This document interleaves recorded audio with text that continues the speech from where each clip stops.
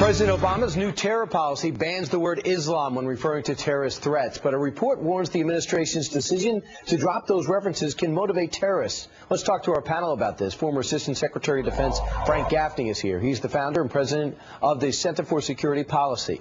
Brigitte Gabriel is here. She's the president of actforamerican.org and author of They Must Be Stopped. And Cliff May also here, president of the Foundation for the Defense of Democracies. Cliff, what's so bad about not indicting all Muslims by not bringing up radical Islam as a common enemy? Yeah, I would say, Brian, the point is not to indict all Muslims. The point is that a principle, a most basic principle of warfare, going back centuries to Sun Tzu, the ancient Chinese strategist, is to know your enemy.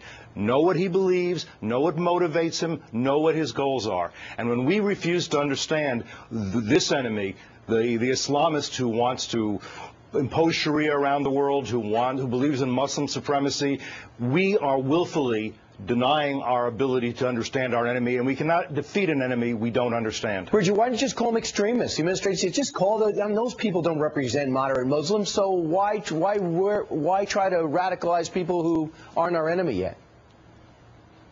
Well, the president and the administration are in denial right now. When the jihadists quote the Quran, when they are using verses from the Quran that supports what they're doing, they're not pulling these verses out of thin air. Muslims around the world understand their Quran. The word jihad in the Quran is mentioned 40 times. 36 out of the 40 refer to jihad as a holy war.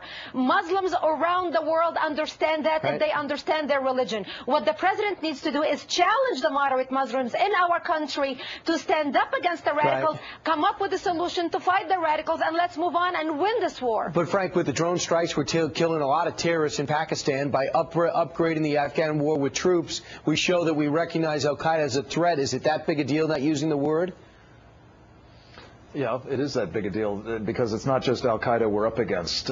Brian, look, the problem we've got is that we have an administration that is so determined not to implicate any Muslims in what we're dealing with here that they don't want to implicate any of them. And the truth of the matter is, the underlying reality is we're dealing with authoritative Islam and its program they call Sharia. The Sharia law and more generally the political totalitarian agenda of these guys is absolutely at the core here. It's much bigger than al-Qaeda. It involves a stealth jihad as well as a violent one, and it's in our country being perpetrated by the Muslim Brotherhood. And you know what?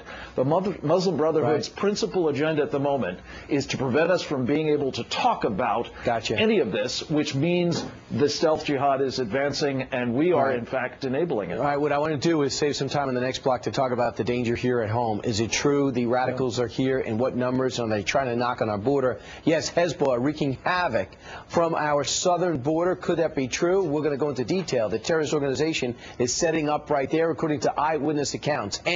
The Taliban is training monkeys to shoot and kill American soldiers. This particular photo is photoshopped to give you an idea of what a jihad monkey may actually look like. Yep, he's got a gun. As an incentive, the monkeys are being trained using bananas and peanuts, apparently, at a secret Taliban base. Brian? All right, we continue our panel now talking about terror. Frank Gaffney here, Brigitte Gabriel's here, and Cliff May is here. You really think the monkey thing's for real, Cliff? I have no idea. I'd like to see it verified, but I don't put anything past these guys. All right, Frank and Brigitte, you pro-monkey? Not if they're armed and shooting at Americans. Donkeys. Right. Okay. Where's PETA when we need them? Exactly. Hey, let's talk about what's happening on our southern border. We know there's a lot of controversy here, but there's word now as a representative from North Carolina is getting reports and wants to move forward and asking Homeland Security Secretary to investigate whether Hezbollah is indeed on our border, has been reported. First off, Frank, how real is this threat? Have you heard the same thing? Well, they captured in Mexico a fellow by the name of Jamil Nasser, who was a top Hezbollah operative. They're evidently involved in recruiting. There's evidence Iran and Hamas are also there. And I think they're not just teaching people how to tunnel and otherwise use our porous southern border to penetrate and perhaps bring in terrorists. techniques and weapons, but they're also evidently converting Hispanics, which will make the job of identifying and stopping these guys much more difficult. And Brian, here's the point. I was over the weekend in Colorado listening to Tom Tancredo pointing out that when Senator John Kyle says the president isn't going to close the border or do steps to close the border until he gets a deal giving amnesty to illegal aliens already here, he's actually engaged in an impeachable offense. I don't know about that, but I can tell you this. If something bad happens across that border as a result of these kinds of things not being stopped, that may well be. Cliff, that changed the dialogue entirely when you talk about al-Qaeda, Hezbollah, Hamas at our border, doesn't it?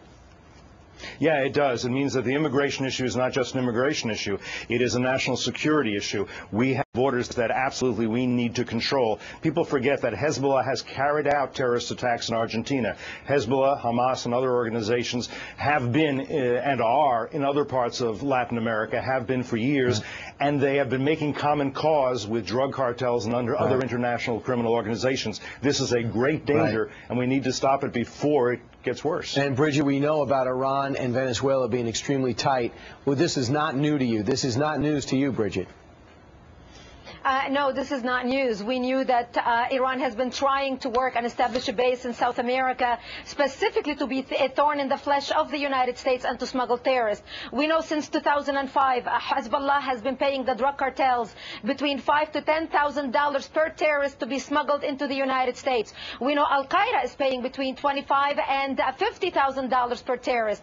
The drug cartels figured out a much more profitable way to make money. Forget about the little Mexicans who want to come landscape our yards. They're making big dollars smuggling in terrorists. The other issue that Hezbollah can bring as well is they are experts on digging tunnels, and they can help the drug cartels with these tunnels to smuggle not only drugs into the United States, but weapons as well. Bridget, Frank, Cliff, thanks so much. We'll be talking more about this. Thanks to you. Meanwhile, coming up straight